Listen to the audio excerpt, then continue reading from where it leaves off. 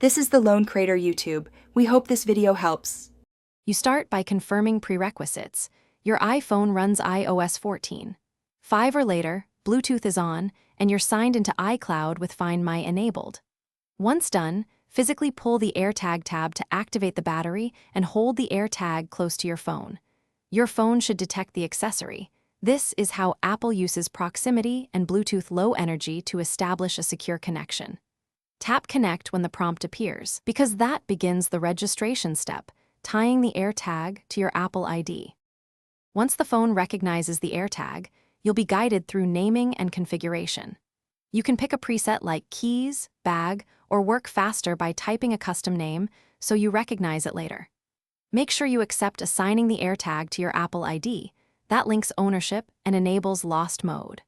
Also check location services and enabling notifications for when it's detected. These settings control how the Find My network reports the tag, which matters for privacy and the ability to locate it later. Finish by tapping Done, then open the Find My app and confirm the AirTag appears under Items.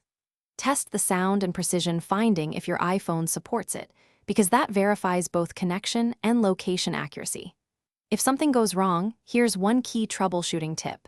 Restart your iPhone, remove and reseat the AirTag battery by twisting the back, then try pairing again. Bluetooth interference or a depleted contact often causes failed pairings. If persistent, sign out of iCloud and sign back in as a last.